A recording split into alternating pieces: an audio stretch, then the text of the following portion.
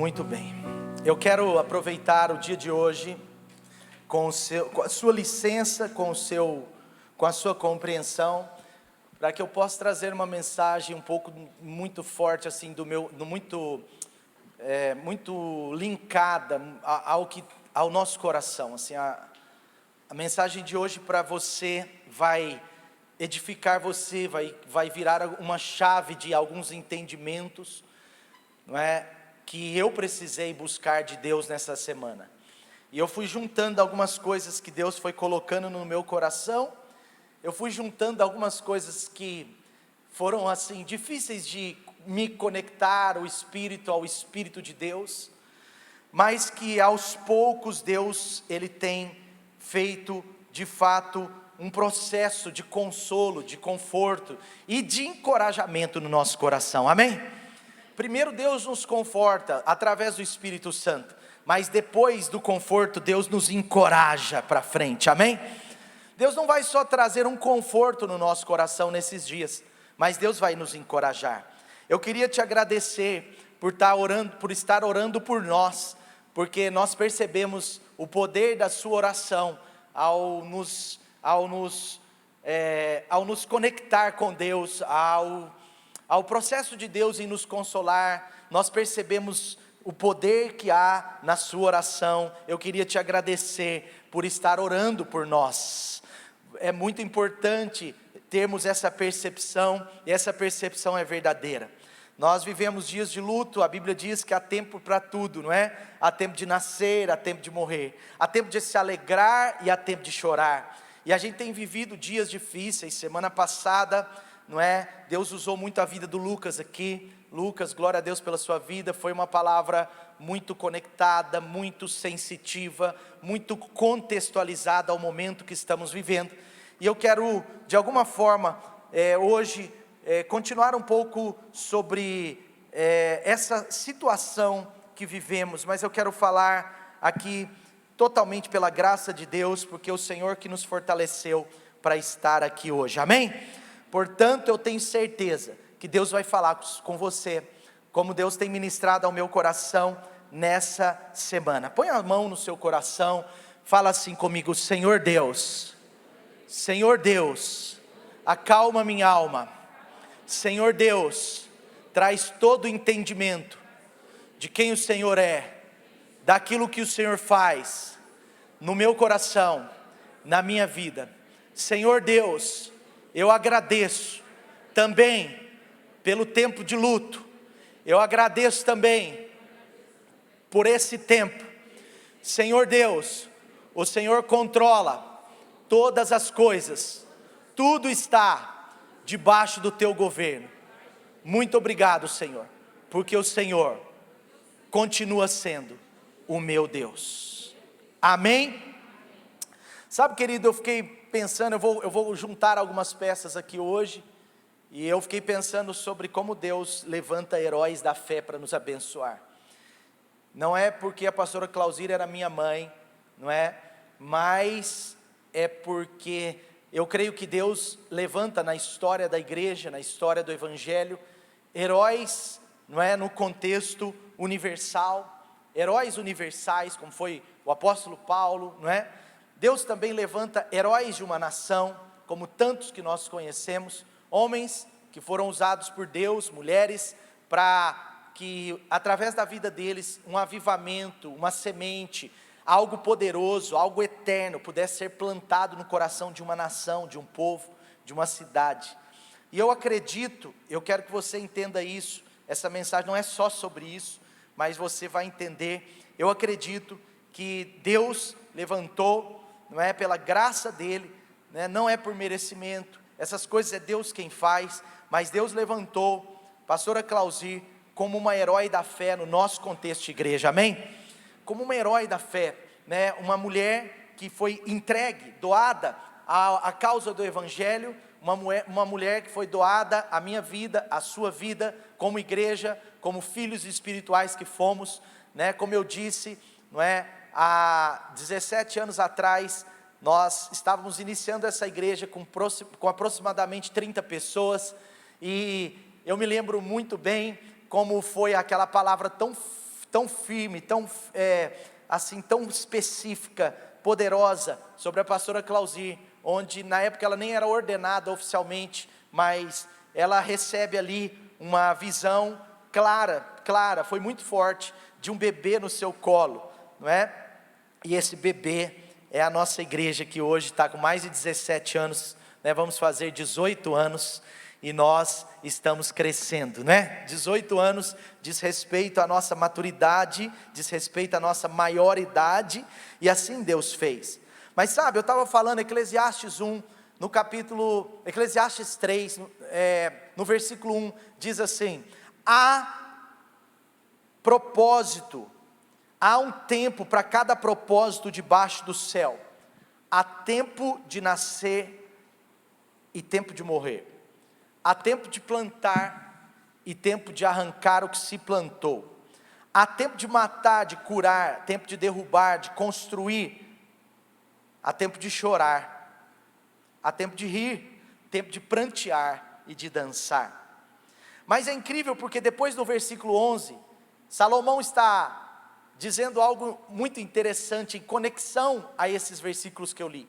No versículo 11 ele diz: Deus fez tudo apropriado ao seu tempo. Tudo é tudo. Também colocou no coração do homem um desejo, um anseio pela eternidade. Quando nós aceitamos a Jesus Cristo, a Bíblia fala que nós nascemos de novo.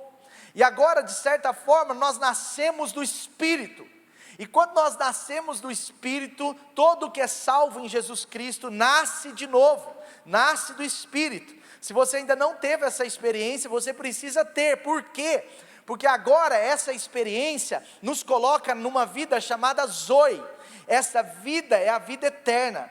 Quando nós nascemos de novo, agora, apesar de quem não tem essa revelação ainda não entende tanto, porque não é cartesiano, não é matemático, não é humano, mas o Senhor disse, o próprio Senhor Jesus disse que necessário nos é nascer de novo. E alguns religiosos perguntavam: mas o que é isso? Eu com 30, 40, 50 anos, 20 anos vou voltar ao ventre da minha mãe? Não, Jesus estava falando sobre uma nova vida, sobre a eternidade. E então quando nós aceitamos a Jesus, nós entramos numa outra era, chamada eternidade. E por isso o Senhor diz: olha, aquele que crê em mim, ainda que morra, viverá. Amém? E essa é uma verdade. Por isso Salomão, ele está falando: olha, Deus colocou no coração do homem um desejo pela eternidade. Mesmo assim, esse não consegue compreender inteiramente o que Deus faz. Ele não consegue compreender. Está falando de mim, de você. Existem coisas que nós não compreendemos. Talvez uma pergunta que está no seu coração e que esteve no meu coração durante esses dias é: por que, Senhor? Talvez uma pergunta sem resposta. Mas ele está dizendo, nós não vamos conseguir compreender inteiramente o que Deus faz, o que Deus fez.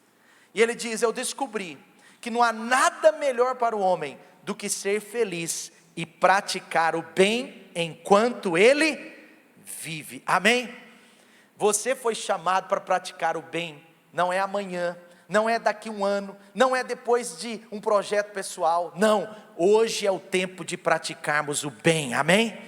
E esse bem tem a ver com a justiça de Jesus. Esse bem não é só fazer uma coisa boa, não é só ser bom para as pessoas também, mas esse bem significa nos envolvermos aquilo que Deus nos chamou, e significa estarmos assim, atentos a dar a nossa vida pelo nosso chamado, dar a nossa vida por amor a Cristo, dar a nossa vida para que Deus alcance outras pessoas, dar a nossa vida para aquilo que o Senhor colocou no seu coração, como esposa, como marido, como mãe, como pai, como filho. Mas vamos em frente. Eu fiquei pensando sobre como nós perdemos. Nós como homens, mulheres, igreja, família, perdemos. Pastora Clauzir era um exemplo de tantas coisas, de tantos destaques. Eu lembro da sua mansidão, do seu coração pacífico e do seu ministério de pacificação. Quantas vezes eu estava irado com o Felipe. O Felipe é meu irmão. Eu não sei se você sempre tem paz com seu irmão. Eu tenho geralmente paz, mas algumas vezes a gente se ira.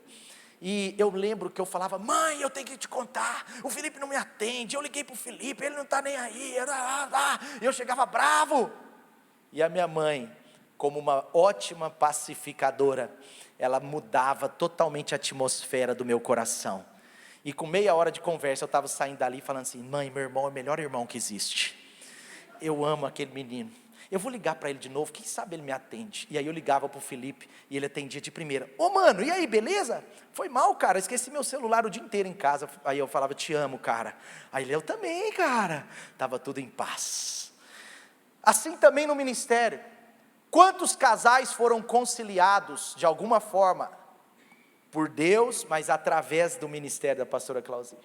Quantas famílias, quantos casais que eu tenho convicção, que eu lembro que estavam a caminho do divórcio, mas agora estão a caminho da restauração, depois de conversas, depois de aconselhamento, sabe, pela graça de Deus, ela foi conciliadora.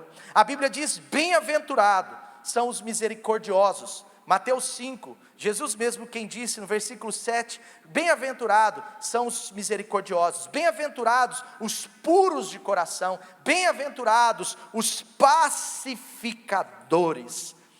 E esse é um dos destaques. Quantos destaques nós poderíamos dar? Quantas coisas?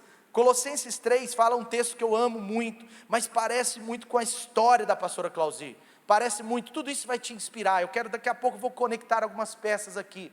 Mas seja edificado pela palavra de Deus. Colossenses 3, versículo 12, diz assim: vocês são como um povo escolhido de Deus, santo, amado. Revistam-se de profunda compaixão. Se tem um destaque na vida da minha mãe, pela graça de Deus, era uma profunda compaixão. Não era só uma compaixão simples, era uma profunda compaixão. Toda a correção da minha mãe sobre as nossas vidas, sobre outras pessoas, você talvez já foi corrigido por ela. Outro dia uma pessoa me falou assim: eu tenho um áudio de uma correção que a sua mãe mandou para mim, e eu estou ouvindo ele, porque esse áudio mostra a correção dela, mas nutrida de muito amor. E sabe, aqui está falando: revistam-se de profunda compaixão, de bondade, humildade, mansidão e paciência. Mas como? Ele fala: suportando uns aos outros, perdoando as queixas que têm uns contra os outros.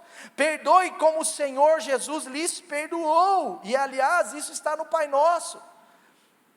Pai nosso que está no céu, santificado seja o teu nome, venha o teu reino. E aí depois ele diz, ele nos ensinando a orar, ele diz: perdoe as minhas dívidas, perdoe as minhas ofensas, perdoe-me os meus problemas, assim como eu tenho perdoado aqueles que me têm ofendido. Sim ou não? Assim como Jesus, aqui o Senhor Deus está falando para nós, através do apóstolo Paulo, aqui cheio do Espírito Santo, tomado do Espírito Santo: perdoem como o Senhor lhes perdoou. Acima de tudo, revistam-se do amor, que é o elo perfeito, e a paz de Cristo será o juiz no seu coração. Versículo 16 diz assim: habite ricamente. A palavra não é habite somente, é habite ricamente em vocês a palavra de Cristo. Ensinem, aconselhem uns aos outros com toda a sabedoria. Eu estava conversando com uma pessoa, e a pessoa falou assim: olha, eu não conheci na minha vida uma mulher que aconselhava e ensinava com mais sabedoria do que a sua mãe. Eu não conheci na minha vida, eu conheci muita gente, uma pessoa assim, já bem crescida no evangelho, mas ela me ligou de uma outra cidade e falou: olha, eu não conheci na minha vida uma pessoa que aconselhava, que ensinava com tanta sabedoria. E aí eu me lembrei que uma outra característica da pastora Clauzi para nós, para inspirar a gente, para nos trazer exemplo, uma outra característica é porque ela era cheia do temor do Senhor. E a Bíblia diz que o temor do Senhor é o princípio da sabedoria. Quando nós estamos cheios do temor de Deus, nós vamos conseguir aconselhar pessoas com muita sabedoria, com muita graça. Nós vamos conseguir ensinar de acordo com a riqueza, da palavra de Deus. Habite ricamente em vocês a palavra de Cristo. Porque ai daquele que aconselha aparentemente bem, mas sem a riqueza da palavra, não adianta. Tudo está junto, está unido, sabe, pela graça de Deus, pela graça de Deus. Mas enfim, eu quero dizer mais uma coisa, antes de tentar responder algumas perguntas que eu quero responder para você aqui, juntamente com o que Deus foi ministrando ao meu coração. Tantas bênçãos, temor do Senhor, santificação, mas uma outra coisa, uma última que eu quero destacar, poderia ficar falando aqui a pregação inteira, mas uma última. A pastora Claudir, pela graça de Deus, honrou a família até o fim. Sabe, Deus nos chamou para fazer diferença na sociedade, e a base da sociedade é a família. Por isso que tudo que desonrava a família, feria o coração dela. Se tem uma reportagem que mexia muito com os sentimentos e gerava até uma ira santa no coração da pastora Claudir, eram reportagens de situações onde a família era atacada.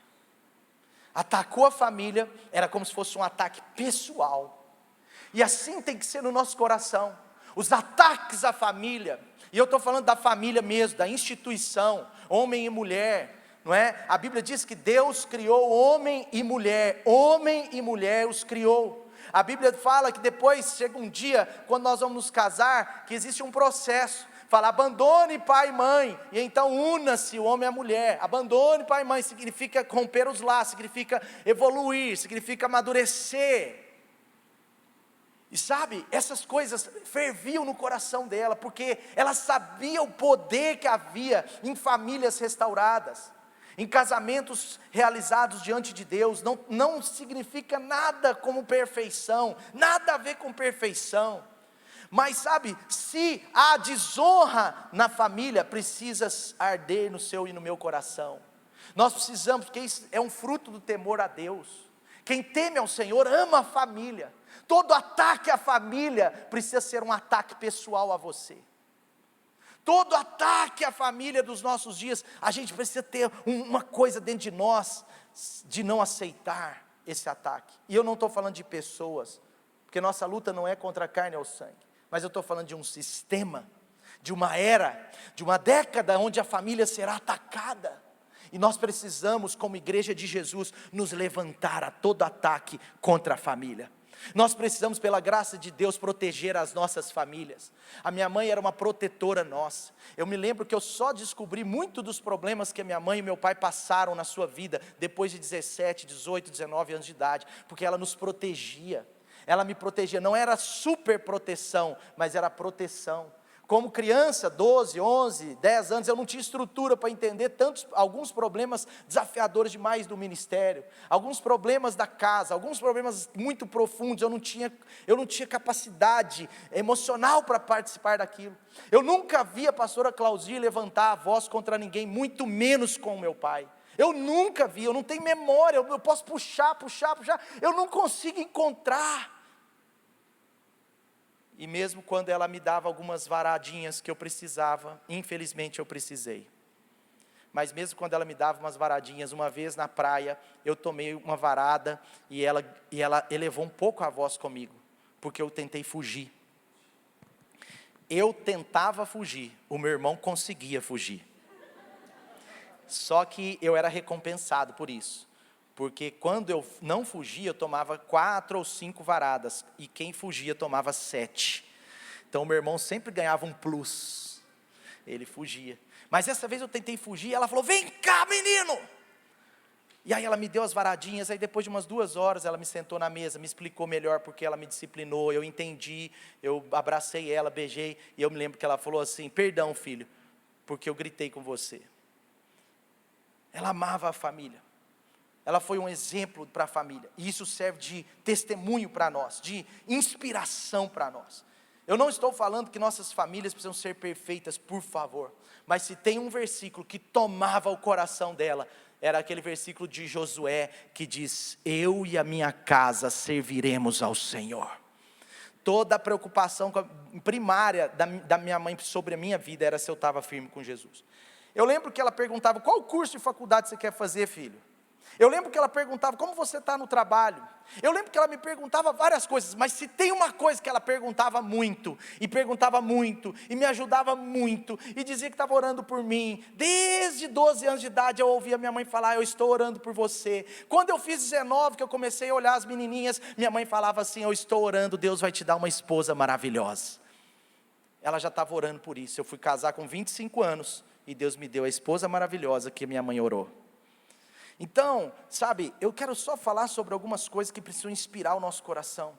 Eu e a minha cara, eu lembrei que eu ia falar. Então ela estava preocupada comigo, mas se tem uma coisa que ela se destacava muito e perguntava muito para mim: como está a sua vida com Deus, filho?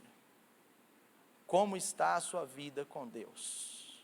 Porque se algo que entristecia minha mãe, é quando ela percebia que eu estava esfriando na minha vida de oração, esfriando na minha vida de leitura bíblica.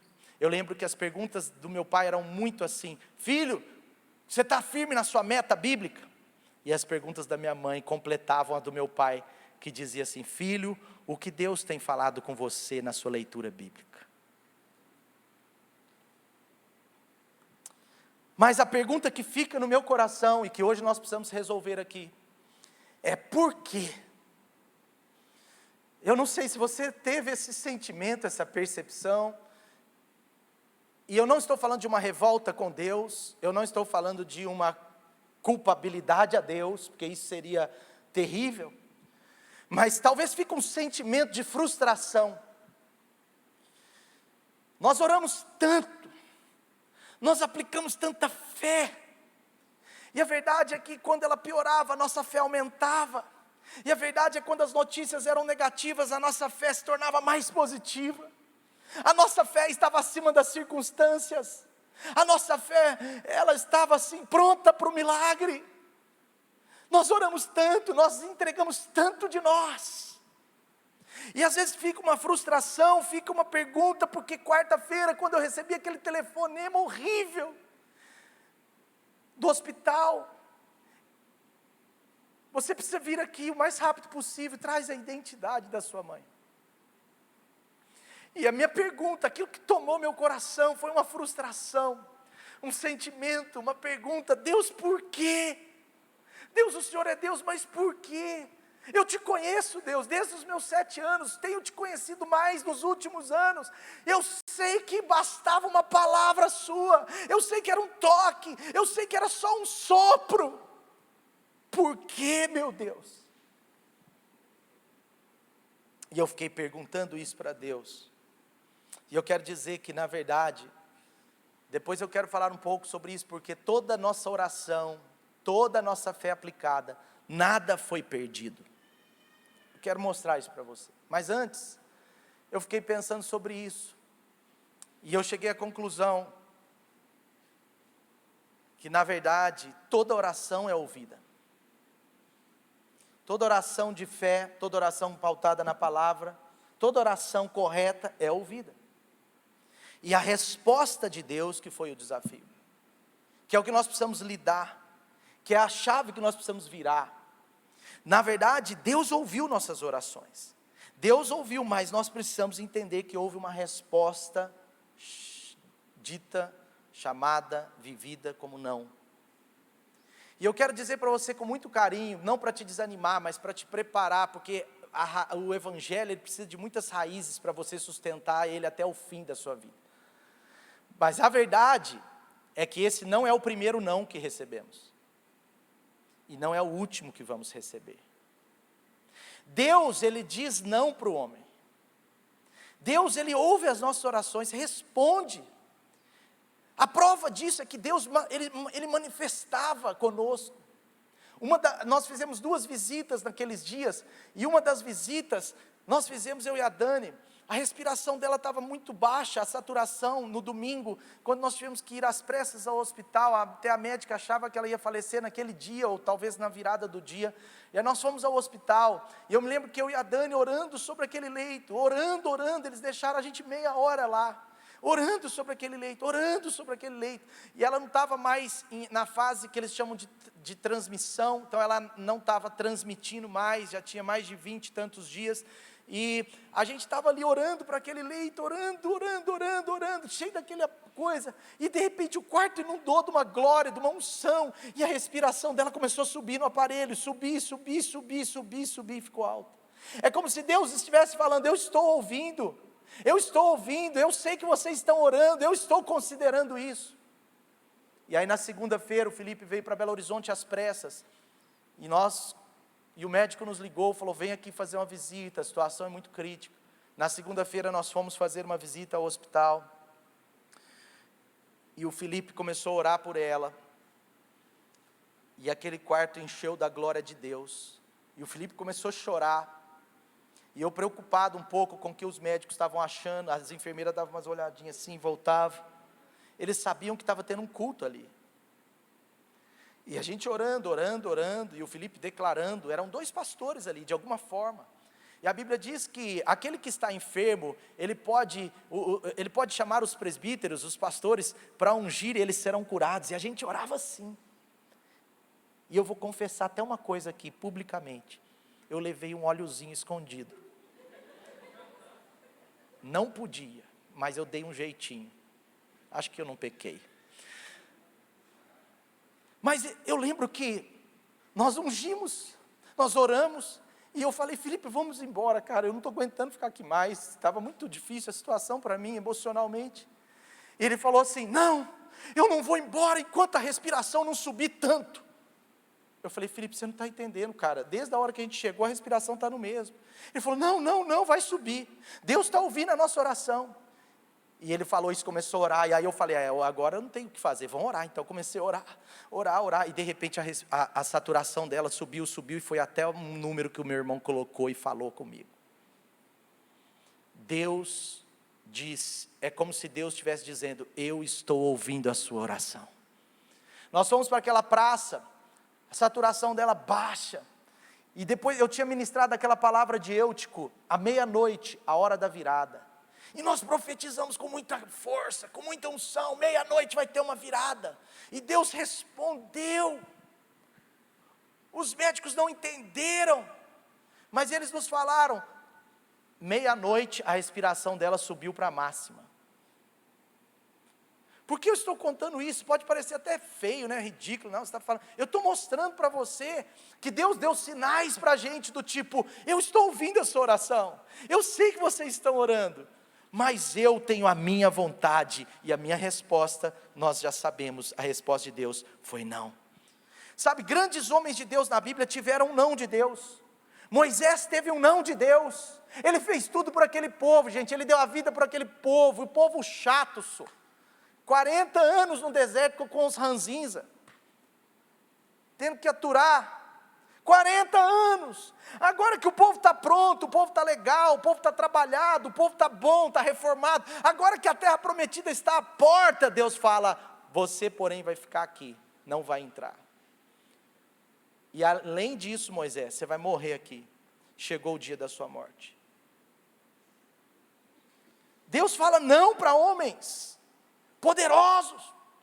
Deus falou não para Davi. Davi queria construir o templo, era o sonho da vida dele, ele trabalhou para isso, ele conquistou tanto para isso, e agora Davi está à porta de construir o templo, e Deus diz para ele: não, quem vai construir é Salomão, seu filho, você é um homem de mãos sujas, derramou muito sangue, você não vai construir não. Um não de Deus na vida de um homem segundo o coração de Deus. Nós pensamos que Deus não dá não, Deus deu não para Jesus. Você sabe que Jesus recebeu um não do Pai, o Filho como homem. Jesus como homem foi para aquele jardim Getsemane. A Bíblia diz que ele chorou, que ele orou, que ele implorou, ele suou, ele orou a noite inteira, e ele falou: Senhor, afasta de mim esse cálice. Mas a Bíblia nos mostra que Deus disse: não, eu não vou tirar esse cálice de você, meu filho. A sua vida vai ser entregue.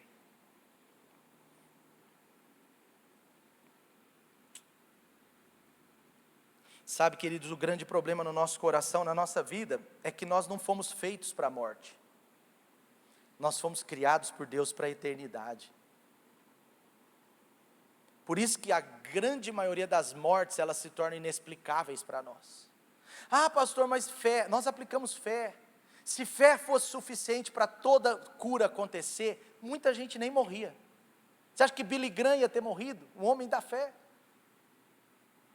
A gente ia ter homens de 180 anos no nosso meio, mulheres de 220 anos. Porque as mulheres sempre vivem mais. Mas homens de 200 anos estariam aí andando. Quantos anos você tem, Lucas? 222. Homens de fé. Estou certo ou estou errado? Então não é questão só da fé, nós aplicamos fé, não foi falta de fé. Eu quero trazer algumas peças aqui, eu vou tentar juntar tudo, calma. Mas nós fizemos um pedido legítimo a Deus, mas não aconteceu, isso acaba com o nosso coração, parte a gente, uma dor insuportável. Eu achei que eu não teria forças, por talvez semanas.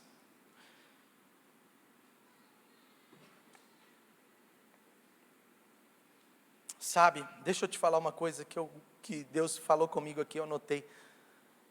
Sabe, quando acontecem coisas do tipo assim, nãos de Deus, como foi esse não, como você vai ter alguns nãos na sua vida. Quando você e eu passamos por nãos de Deus, talvez esses são as maiores provas da nossa fé. Para mim, a perda da minha mãe, até hoje, foi o maior teste da minha vida. Tem sido o maior teste de fé.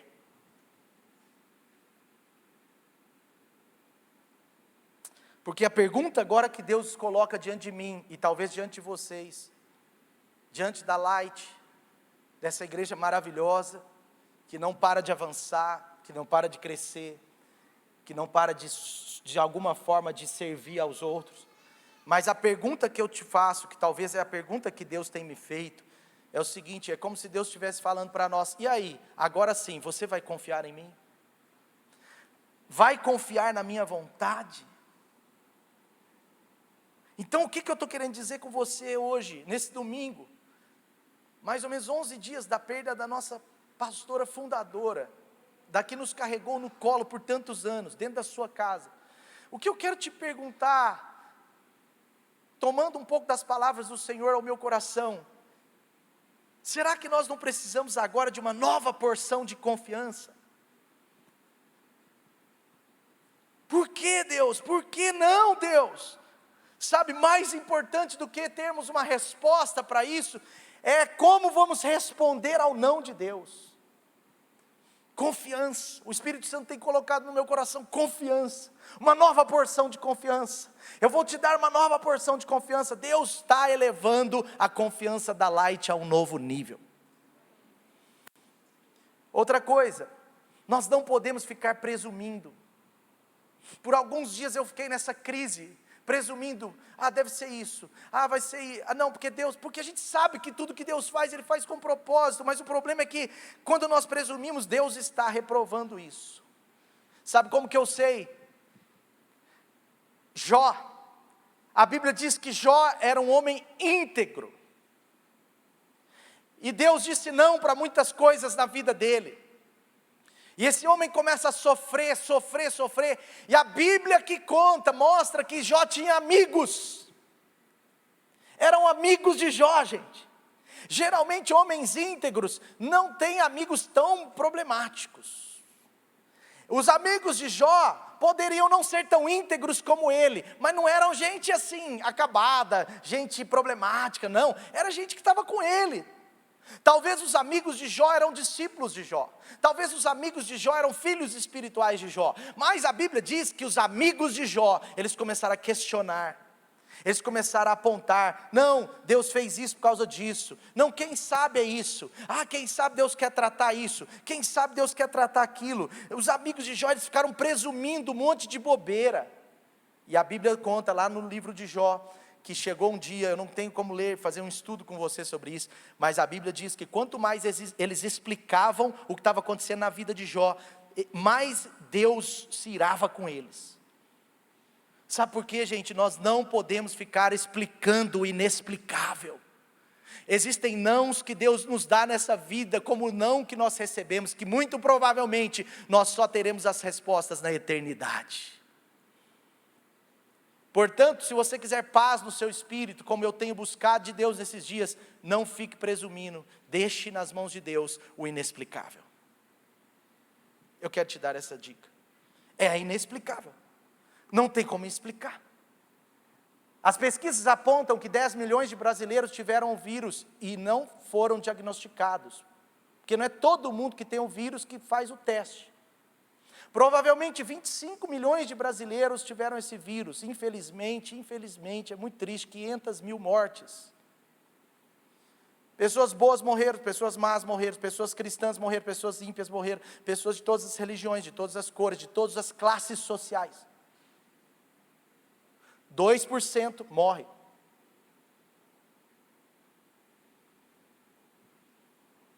Mais ou menos. Por que eu estou contando isso? Porque é assim que funciona, nós não temos que ficar explicando. Nós não temos que ficar explicando a escolha de Deus, a permissão de Deus.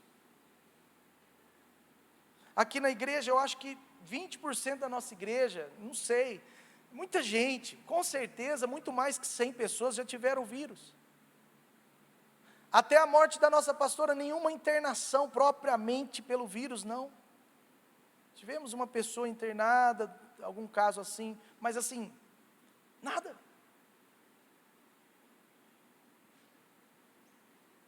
Por que eu estou falando isso? Porque não é explicável. Sabe, muita gente vai continuar sendo curada através das nossas orações. Deus é o mesmo, Deus só opera milagres. Deus vai dizer sim para muita gente. Deus vai dizer sim através da sua oração. Quando você orar por um enfermo, ele vai ser curado. Não é porque Deus disse um não, que as respostas daqui para frente serão não, não, não. Não, quem sabe um não de Deus é para abrir muitos sims para nossas vidas. Amém?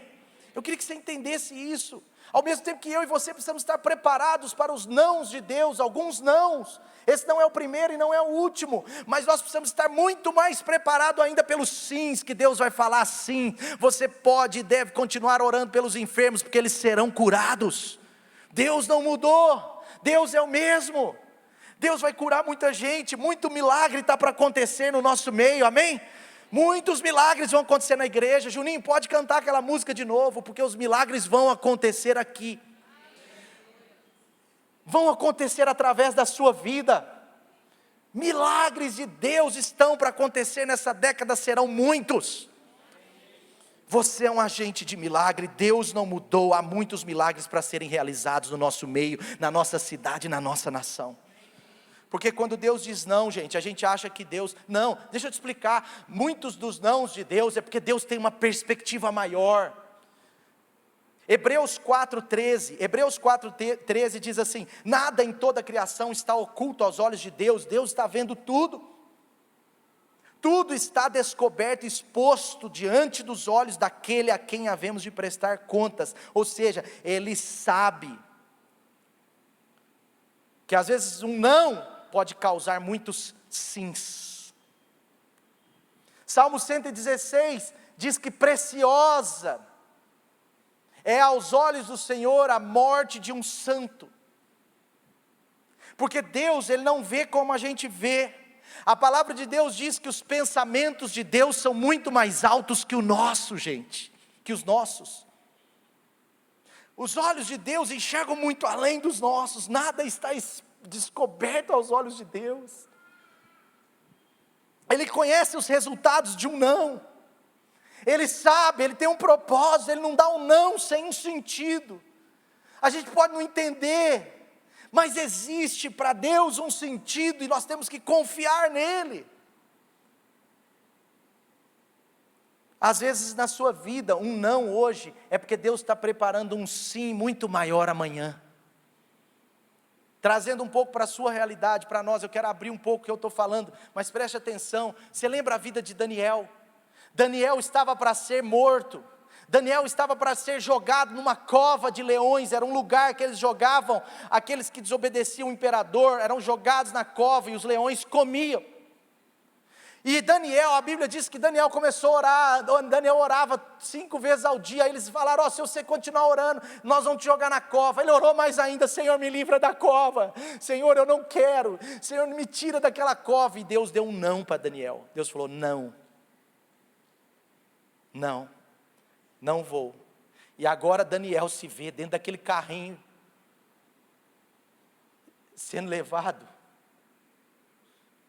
para a cova, para a sua morte.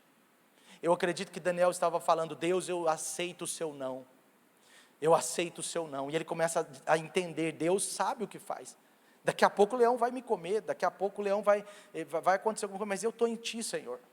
Ele foi jogado naquela cova dos leões. Você conhece essa história desde criança, principalmente quem já foi criança mesmo, assim, na igreja, essa história é muito contada para as crianças, e é bíblica, verdadeira, claro. Mas aí Daniel está dentro da cova, e a Bíblia diz que aqueles leões, eles se tornaram como um gatinho perto de Daniel. Deus dá um não para Daniel, para dar um sim muito mais poderoso para ele. Está entendendo? Está entendendo ou não? O apóstolo Paulo, ele é levado a Roma. Eu estou dando alguns exemplos aqui, eu não consigo biblificar muito para você no detalhe, mas você pode ter certeza, o que eu estou falando, você pode meditar depois. Mas o apóstolo Paulo é levado para Roma, Lucas. Ele foi levado para Roma, e o apóstolo Paulo chega em Roma, e ele fala, glória a Deus, eu estou no lugar certo, porque eu vou pregar no Coliseu, e quando eu pregar no Coliseu, centenas de pessoas vão se converter, vão entregar a sua vida a Jesus. E Paulo está lá empolgado, agora ele pregaria no Coliseu. Mas sabe o que aconteceu? Paulo foi preso pelo imperador, ficou preso em Roma por mais de 2 anos, dentro de uma casa, primeiro na prisão mesmo, depois de uma prisão numa casa. Deus disse, não Paulo, você não vai pregar no Coliseu. Talvez centenas de pessoas se converteriam ali, mas sabe o que aconteceu? Foi nesses 2 anos de prisão de Paulo, que ele escreveu uma grande parte das suas cartas do Novo Testamento. Essas cartas, elas nutriram, salvaram e abençoaram milhões, dezenas de milhões e centenas de milhões de pessoas até hoje. Deus disse, não Paulo, Coliseu não, mas Deus disse, tenho algo maior para você. Talvez Deus te diga alguns nãos, mas muitos dos nãos de Deus é porque Ele está preparando sims muito maiores para nós. Eu quero dizer para você com muito carinho, que nós recebemos um triste não de Deus nesses dias. Nós recebemos um não de Deus no dia 9 de junho. Mas é certo no meu coração, que Deus está preparando sims poderosos para nós como igreja. Assim também será na sua vida. Toda vez que você receber um não de Deus, confia nele. Confia nele, confia no não de Deus, porque Deus tem planos maiores, planos melhores. Isaías 55, versículo 8, Isaías 55, versículo 8, olhe comigo o que diz aí, os meus pensamentos não são os de vocês, nem os meus caminhos são os seus. Assim como os céus são mais altos que a terra, os meus caminhos são mais altos que os seus caminhos, e os meus pensamentos mais altos do que os seus pensamentos. Amém? Você crê nisso? Eu preciso que você entenda, porque essa mensagem, ela vai libertar muito o seu coração, ela vai liberar você, ela pode te colocar em um novo ciclo. Quando nós olhamos para a galeria dos heróis da fé em Hebreus 11, na galeria dos heróis da fé, eu estava dizendo para vocês sobre os nãos de Deus, grandes homens de Deus, recebendo nãos de Deus. Hebreus 11, versículo 38, no final, o provável escritor de Hebreus, apóstolo Paulo, está falando sobre os heróis da fé. Esse texto é chamado de galeria dos heróis da fé, porque mostra vários heróis da fé. E em Hebreus 12, 38, olha o que diz, o mundo não era digno desses caras, O mundo não era digno de gente como eles. Vagaram pelos desertos e montes, pelas cavernas e grutas. Agora olha o que diz: todos esses receberam bom testemunho por meio da fé. No entanto, nenhum deles recebeu o que havia sido prometido. Isso precisa trazer um entendimento no nosso coração. Deus havia planejado algo pior. Está comigo aí? Está certo? Deus havia planejado algo melhor para nós. Deixa eu te falar uma frase que eu gosto muito do Rick Warren, diz assim: Deus tem toda a eternidade para realizar as suas promessas. Eu estava vendo numa agenda da minha mãe alguns alvos para esse ano. Uma outra agenda dela tinha alvos para a década. Tinha um alvo muito legal para esse ano: ir à praia. Mas tinha alvos incríveis também, melhores que esse. Cuidar melhor, cuidar mais dos casais, das famílias. Ser uma bênção para os meus netos. Ser uma bênção para os meus filhos. E ser uma bênção para a Light. Tinha vários alvos. Mas quando eu achei os propósitos, os alvos dela para a década, tinha lá assim, ó, o segundo alvo.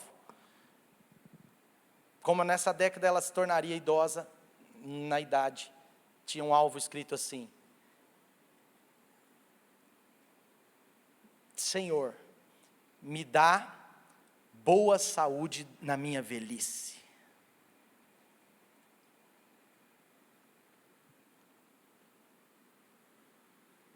Hebreus 11:39. Todos esses receberam um bom testemunho na fé. Portanto, no entanto, nenhum deles recebeu a promessa. Deus havia planejado algo melhor para nós. Diga assim: Deus, obrigado, porque apesar da dor, obrigado, Senhor, porque apesar da dor, o Senhor tem planejado algo melhor para nós. Amém? É verdade. A pastora Claudir cumpriu o seu propósito aqui. Você vê que Davi não construiu o templo, mas lá em Atos diz que Davi cumpriu o propósito de Deus para a sua geração.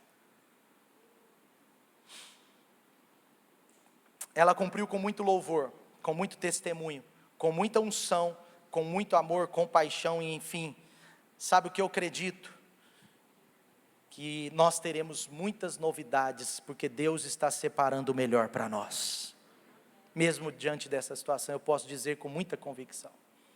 Eu me lembro tanto quando meu pai faleceu em 2015, tanto, que nossas reuniões, nossos almoços na casa da minha mãe, a igreja Light ia tendo novidade, a gente ia tendo novidades que Deus vai dando, graça pura.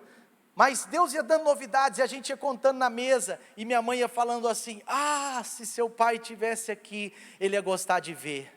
Quando nós inauguramos esse lugar, minha mãe chorou muito, e ela falou assim: como seu pai ia gostar de fazer parte disso? E talvez hoje, nós vamos dizer muitas vezes, como a pastora Claudir ia gostar de ver tantas famílias restauradas, tantos casamentos acontecendo nessa década, tanta gente tendo filhos abençoados, tanta gente voltando para Jesus, tanta gente sendo batizada no Espírito Santo, tanta gente se reconciliando com a igreja, com o Senhor, tanta gente, a gente vai falar isso, e isso é normal, porque isso faz parte da nossa vida. Então, um não hoje, além de ser um teste de fé para nós, ele pode gerar um sim amanhã, muitos sims amanhã. Por fim, deixa eu te dar algumas dicas. Então a primeira dica para você, você recebeu um não de Deus, nossa igreja recebeu um não de Deus, nós vamos receber outros nãos. A primeira dica que eu quero te dar para edificar a sua fé: nós precisamos confiar em Deus. Deus não erra, Deus não vacila, Deus não deixa de ouvir uma oração legítima, Deus não faz nada sem amor, Deus não faz nada sem amor. tudo o que Ele faz é pautado na sua bondade, misericórdia, no seu amor e nos seus propósitos. Romanos 8:28 diz assim: sabemos que Deus age em todas as coisas, diga comigo, em todas as coisas, para o bem daqueles que o amam. Amém? Deus age em tudo por amor. Ele está fazendo algo, de alguma forma, nós podemos não entender, podemos achar inexplicável, mas você tem que confiar em Deus comigo.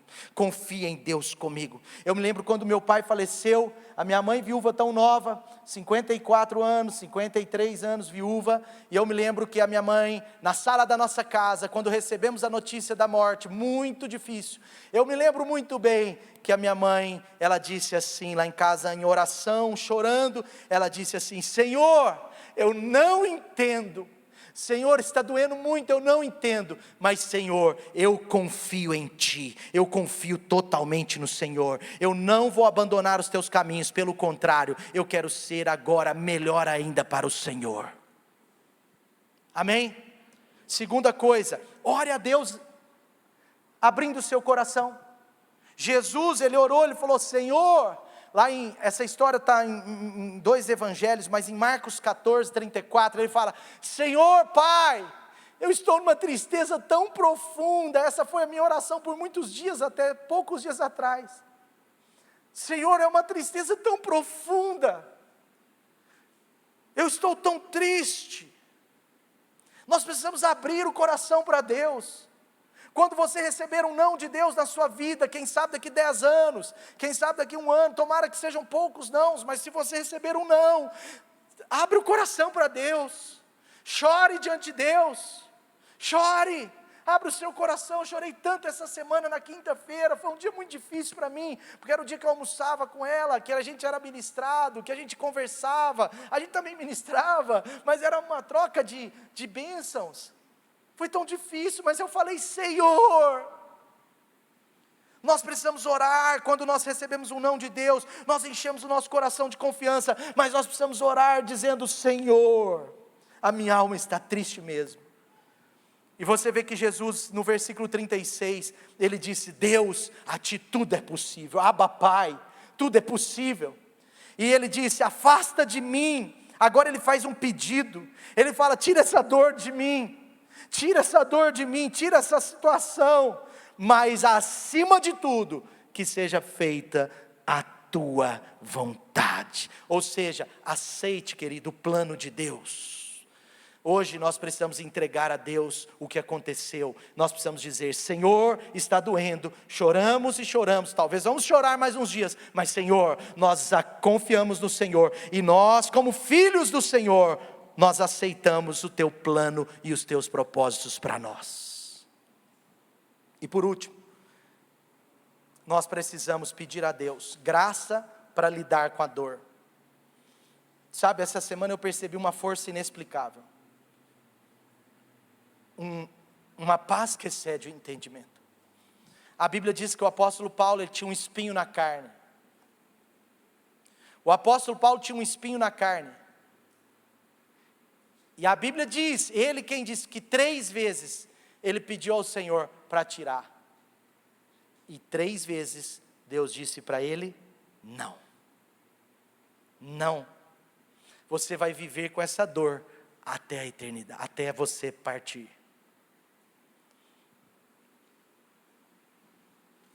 Mas sabe o que acontece?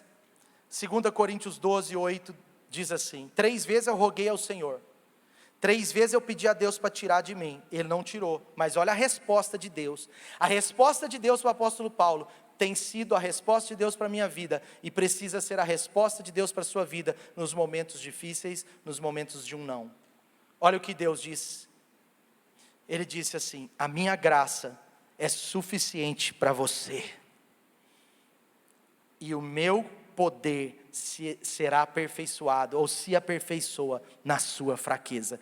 Por isso que apesar da dor, se nós entrarmos diante da graça de Deus e lidarmos com a dor diante da graça de Deus, Deus vai transformar a nossa dor num grande benefício para nós. Ele disse: o meu poder se aperfeiçoa exatamente nesses momentos, Paulo. Por isso que eu não posso tirar essa dor do seu coração, de certa forma. Eu posso até te ajudar, eu vou te capacitar, eu vou te conduzir, eu vou te fortalecer. A minha graça será suficiente. Mas eu quero dizer que é por causa dessa fraqueza que muito vai acontecer na sua vida. É por causa dessa dor que muito Deus vai fazer na história dessa igreja. Na minha vida, na sua vida. Não sei se você está entendendo. Deus não despreza nenhuma dor. Salmo 51, 17. Os sacrifícios que agradam a Deus são um espírito quebrantado e um coração quebrantado e contrito.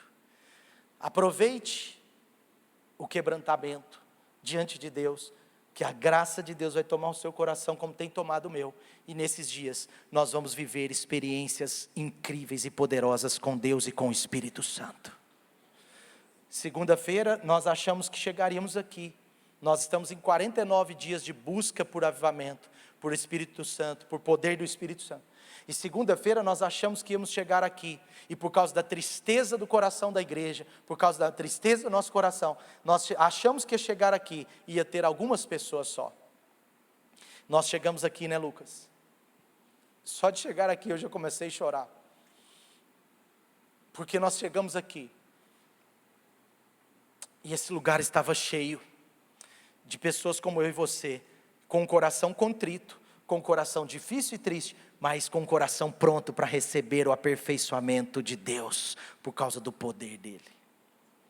Amém? Os sacrifícios que mais agradam a Deus, têm a ver com o seu coração. Então entregue o seu coração. O Senhor diz para a gente hoje: eu vou fortalecer você, Light.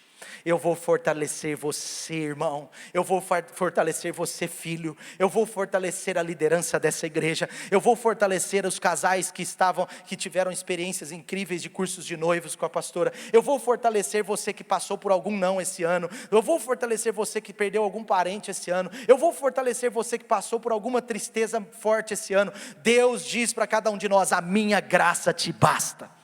Ela vai ser instrumento para aperfeiçoamento do seu ministério, da sua vida. E eu quero dizer para vocês, não é o fim da história. Talvez seja o fim de um capítulo, mas não é o fim da história. Vamos recomeçar, vamos iniciar um novo capítulo. Deus tem um novo capítulo para a minha vida, como filho, como pastor, como alguém que está diante do Senhor. Mas Deus tem um novo capítulo também para a sua casa. Deus tem um novo capítulo para a sua célula. Deus tem um novo capítulo para a sua vida. Deus tem um novo capítulo para essa igreja, e nós vamos viver, e esse capítulo não será melhor que o primeiro, não será pior que o primeiro, senão melhor. Esse capítulo vai ser um capítulo incrível, de milagres, de coisas incríveis, de experiências sobrenaturais, de um crescimento que só vem de Deus. Ele efetua, Ele faz, de coisas maiores que estão por vir. Porque é quando a uva é esmagada que o vinho é retirado. Nós fomos esmagados, mas muito em breve o vinho será posto à mesa.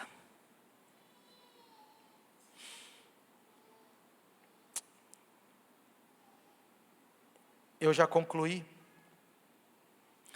mas eu quero dizer para você só mais uma coisinha. Desculpa, hoje eu precisava abrir o meu coração. Mas eu quero dizer para você mais uma coisinha importante. Se ela pudesse deixar um texto para nós, eu fiquei pensando, lendo as escrituras daqui, lendo de lá, essa semana eu fiquei pensando, qual texto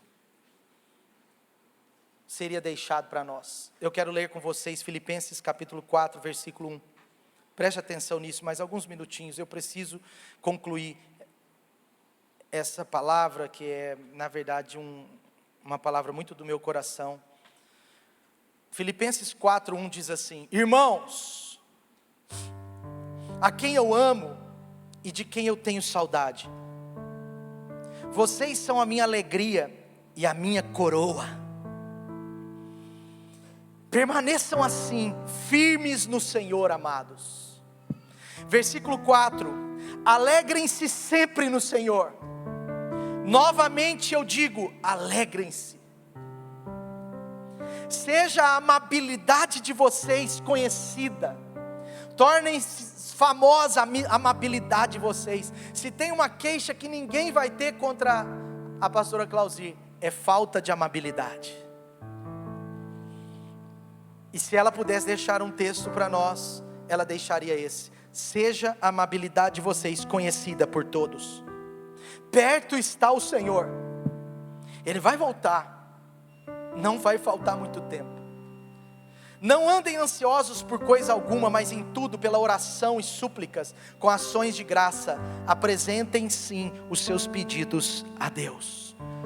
Todas as vezes que eu estive na casa da minha mãe de manhã, ela estava com os olhos vermelhos, porque ela chorava em lágrimas pelas nossas vidas, por essa igreja, pela família e por todos os motivos de oração. A paz de Deus, que excede todo entendimento, guardará os seus corações e as suas mentes em Cristo Jesus. Finalmente, irmãos, tudo que for verdadeiro, que for nobre, correto, puro, amável, de boa fama, se houver algo excelente e digno de louvor, pensem nessas coisas. Tudo o que vocês, preste atenção agora nisso, porque a gente fica perguntando: e agora? O que eu vou fazer? E agora? Pastora Clauzir se foi, mas o legado fica. O Lucas ministrou sobre isso com tanta propriedade, nossas células borbulharam desse assunto essa semana. O legado fica, a semente fica, o ensino fica, o exemplo fica. Tudo que vocês aprenderam, preste atenção nisso, tudo que vocês receberam, tudo que vocês ouviram e tudo que vocês viram em mim, coloquem em prática, e o Deus da paz estará com vocês. Como pastor, como filho, eu tenho certeza que o que nós precisamos fazer agora é multiplicar as sementes que nós recebemos. Fique de pé no seu lugar, não saia agora. Nós estamos numa atmosfera nova, que Deus está falando muito no profundo do nosso coração. É uma unção diferente que está aqui nessa hora. Você que está online agora, fique aonde você está. Você que está online, não se movimente muito aí. Receba do que Deus quer falar. O que Deus quer da gente, da Light, das pessoas que receberam, é que tudo que nós recebemos, tudo que nós ouvimos, todo o ensino, todo exemplo, seja multiplicado. Colocar em prática significa que o que uma pessoa fazia, agora 700, 800, 1000, 2000, 3000, 4000 pessoas vão fazer. Amém? E essa semente, ela vai sendo aperfeiçoada, ela vai melhorando ainda mais. Antes, uma Clauzir, agora, entenda isso profeticamente, hein? Eu não estou falando uma coisa assim, nós não conversamos com mortos, não é nada disso. Mas antes uma Clauzir, agora centenas e milhares de Clauzirs. Pessoas que estão colocando em prática o que aprenderam. Ontem eu fui fazer um casamento num restaurante, e as pessoas estavam falando do que aprenderam, do que receberam, de como aprenderam, de como receberam, do exemplo, do ensino. E o meu coração é o seguinte: multiplique isso. O coração do Espírito Santo para nós é: multiplique isso. Se ela pudesse dar as últimas palavras naquele último momento de vida, ela diria: multiplique o que eu fiz para a glória do Senhor Jesus. Porque muitas pessoas foram abençoadas por ela, mas agora muito mais pessoas ainda serão abençoadas por vocês, por nós. Amém?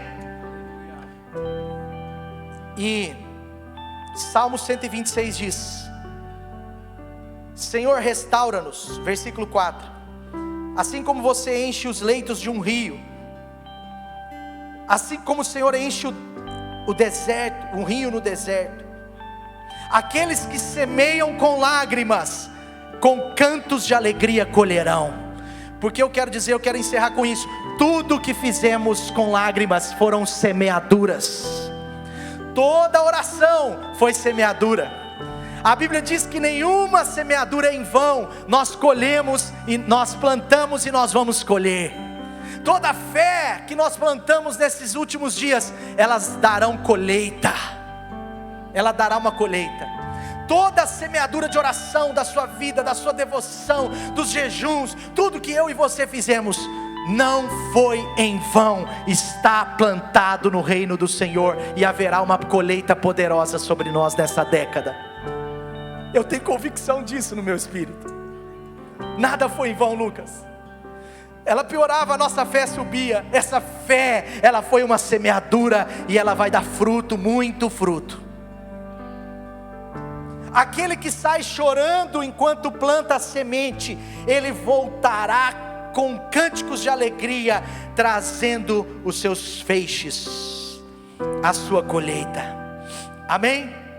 Agora, sobretudo, o que precisa acontecer é que eu e você, isso não é fácil, para mim talvez mais difícil que a maioria de vocês, mas o que precisa acontecer para fechar tudo isso, como diz aí, né? Eu vou falar popularmente, mas para fechar com chave de ouro, é que você e eu precisamos entregar no nosso coração o que Deus fez.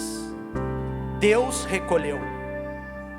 Se Deus fosse pedir a melhor oferta dessa igreja, Ele não pediu porque Ele é Deus, Ele não tem que pedir, Ele escolheu. Ele disse: eu quero essa. Mas se Deus fosse pedir a melhor oferta dessa igreja, Deus colocou isso no meu coração no dia do velório.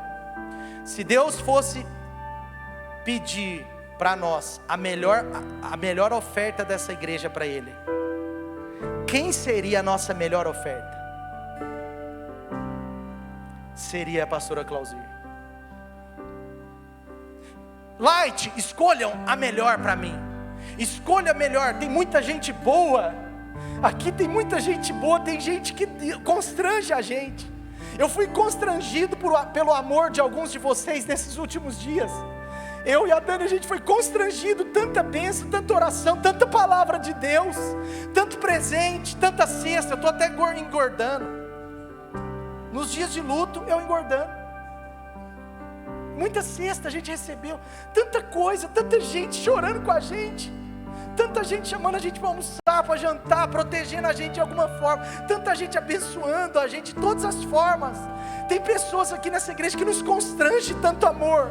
Mas se Deus pedisse a maior oferta dessa igreja para Ele, a maior oferta, eu estou falando isso com muito carinho, não como filho, como pastor dessa igreja, a maior oferta seria a pastora Clauzir.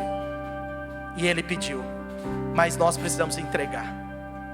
A entrega dessa oferta vai gerar tanta colheita, tanta unção nova, tanta coisa nova, tanta novidade, tanta graça, tanto amor, tanta compaixão, tanta doação, tantos lavar os pés, tanta gente hospitaleira. Ela era hospitaleira demais, gente. A vizinha encontrou comigo em lágrimas, falou assim: a sua mãe vai fazer tanta falta nesse prédio, porque ou ela estava recebendo alguém na casa dela, ou ela estava falando com alguém no telefone. Ela sempre estava se dando para alguém. Tanta hospitalidade. Na casa da minha mãe eu abri o freezer, foi muito difícil lá. Eu abri o freezer, tinha 2 sacos de pão de queijo de 2,5 kg cada um. Tinha 5 quilos de pão de queijo no freezer. Eu acho que ninguém tem isso. Mas sabe por quê? Você acha que ela comia isso sozinha? É porque chegava uma pessoa lá, ela tinha que dar um pão de queijinho. Por isso que tem gente aqui que gostava de ir muito lá também, para comer um pão de queijinho também. A hospitalidade vai aumentar no nosso meio, a generosidade vai aumentar no nosso meio. Eu liguei para o nosso tesoureiro principal, o Túlio, que é o tesoureiro que tem executado esse trabalho. Eu falei: Túlio, eu não sei, minha mãe foi para o CTI minha mãe foi internada dia 16, sei lá, eu não sei, ela veio um domingo na igreja, porque o outro ela pregou em Arcos. Eu falei: Túlio, ela deu o dízimo, ela me ajuda, porque se ela não deu o dízimo, eu vou dar por ela, eu vou dar o dízimo por ela, porque eu sei que ela seria dizimista até o último dia. Ela era muito generosa, ela era muito séria na área financeira. Eu abri a gaveta dela, tá tudo as continhas lá dela, quanto ela gastava em tudo anotadinho.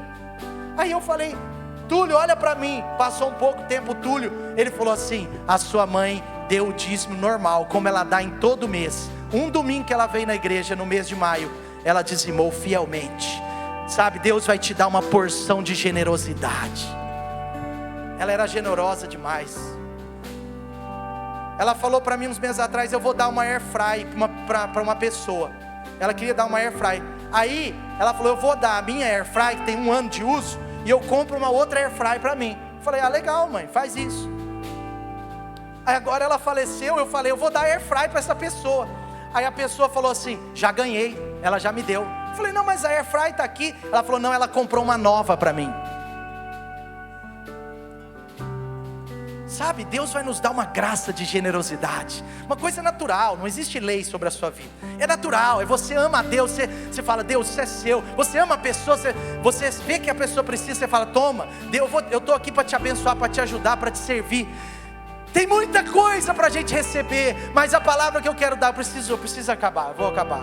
Mas a palavra que eu quero dar para vocês, para você que está no culto online, para cada um da Light, para cada um que está aqui nessa hora, para cada um que tem recebido nessa casa, a palavra que eu tenho para você: entregue a vida dela como uma oferta.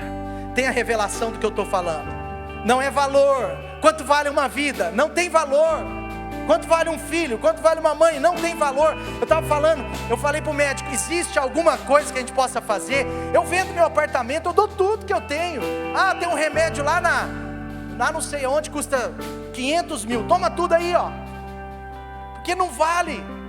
Uma vida não tem valor. Valor de uma mãe, valor de uma pastora, o valor de um amigo é inestimável. Não é disso que eu estou falando. Eu estou falando de liberar no seu coração aquilo que Deus pediu, aquilo que Deus já fez. E não tem sido fácil para mim, mas Deus vai nos dar essa graça. A minha graça te basta. A minha graça é suficientemente poderosa para aperfeiçoar você na fraqueza. Deus não desprezará um coração contrito. Aproveite o tempo de contrição, porque nós não aprendemos muito nos elogios, mas nós aprendemos muito na dor. E Deus está separando você para elevar o seu nível de confiança, o seu nível de fé, o seu nível de crer que Deus existe, que Ele sabe todas as coisas, que Ele é poderoso, Ele cura, Ele continua curando, Ele continua salvando, Ele continua fazendo milagres. Milagres. Quantas pessoas, pela graça de Deus, eu já orei esse ano e foram curadas. Deus é Deus. Leva as suas mãos aos céus. Leva as suas mãos aos céus.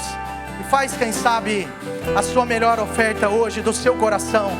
A melhor oferta do seu coração. Vamos. A melhor oferta do seu coração a Deus. Vamos.